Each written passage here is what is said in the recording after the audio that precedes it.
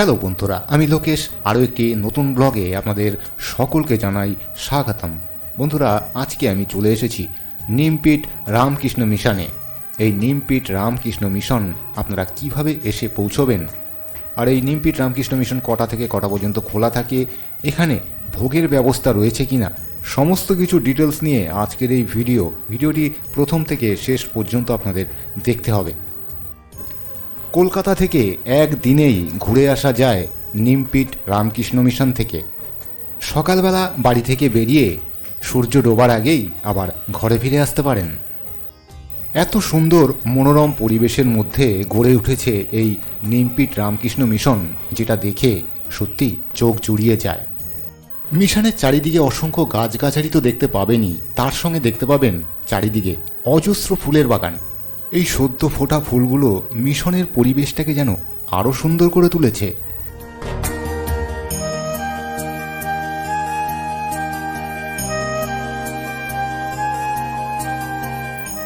তো আসুন এবার আপনাদের জানিয়ে দিই এই নিমপিট রামকৃষ্ণ মিশনে আপনারা কিভাবে এসে পৌঁছবেন।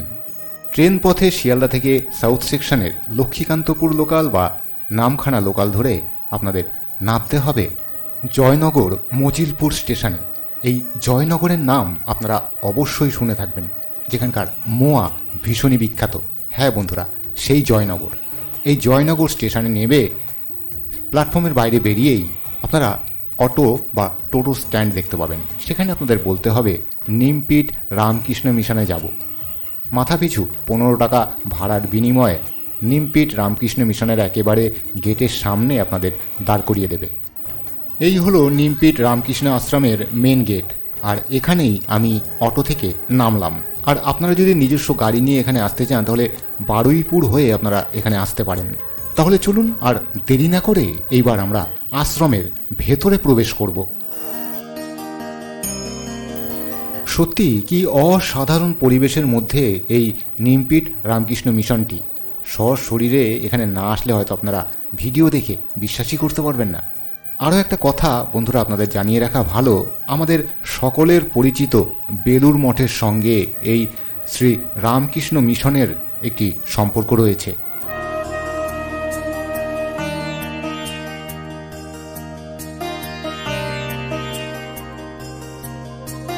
বন্ধুরা, এই মন্দিরে ভোগেরও ব্যবস্থা রয়েছে। যদি আপনি এই মন্দিরে ভোগ গ্রহণ করতে চান তাহলে অফিস ঘর থেকে কুপনটি কেটে নিন এবং ভোগের জন্য অপেক্ষা করুন। বেলা 1টা থেকে এই মন্দিরে ভোগ খাওয়ানো হয়।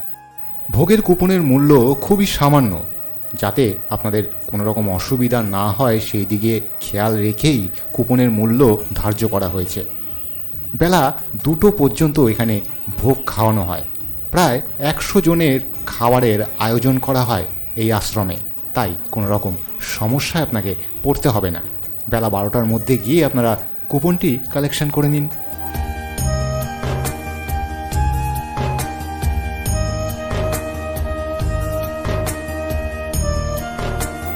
এই আশ্রমের যে দিকেই আপনার চোখ যাবে আপনি দেখতে পাবেন শুধু ফুল গাছ আর ফুল গাছ। আপনার হয়তো মনে হতেই পারে আপনি অন্য কোনো এক ফুলের জগতে চলে এসেছেন বা ফুলের আসরে চলে এসেছেন।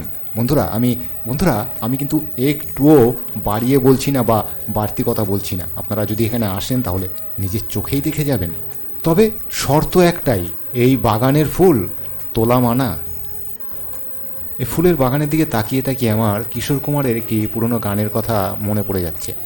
আরে সেই গানটি, ওই যে আমার ফুলের বাগান দিয়ে নিয়ে যেও না, সইতে পারবো না, আমি সইতে পারবো না, গোলাপের সৌরভ আঁচলে ভরিও না, বইতে পারবো না, আমি বইতে পারবো না, আমায় ফুলের বাগান দিয়ে নিয়ে যেও না।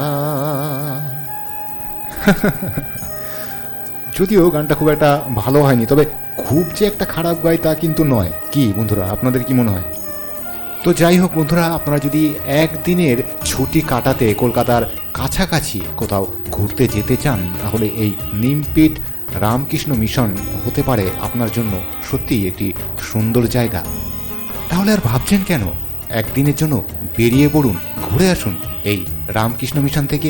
আপনাদের মন সত্যিই খুব ভালো হয়ে যাবে।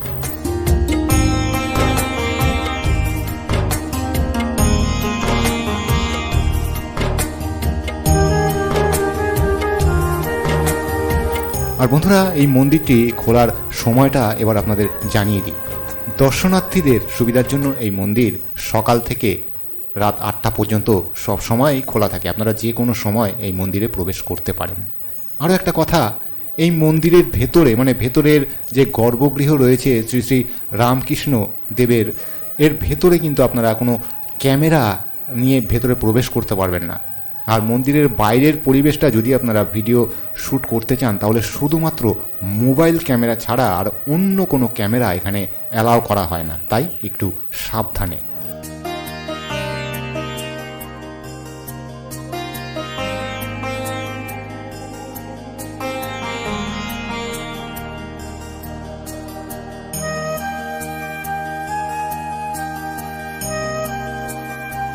আশা করব আমার চ্যানেলের অন্যান্য ভিডিওগুলোর মতোই আজকের ভিডিওটি আপনাদের ভালো লেগেছে, পছন্দ হয়েছে। যদি ভালো লেগে থাকে তাহলে একটি লাইক অবশ্যই করবেন এবং শেয়ার করবেন আপনার বন্ধুদের সঙ্গে। আরও এরকম ভিডিও দেখতে চাইলে চ্যানেলটিকে সাবস্ক্রাইব করে পাশের বেল আইকনটি টিপে রাখুন। আগামী দিনে আপলোড করা প্রত্যেকটি ভিডিওর নোটিফিকেশান পৌঁছে যাবে আপনাদের কাছে সবার আগে। আবার দেখা হচ্ছে পরের ভিডিওতে। সবাই ভালো থাকবেন, সুস্থ থাকবেন। আজকের মতো সকলকে বিদায় জানাচ্ছি। নমস্কার।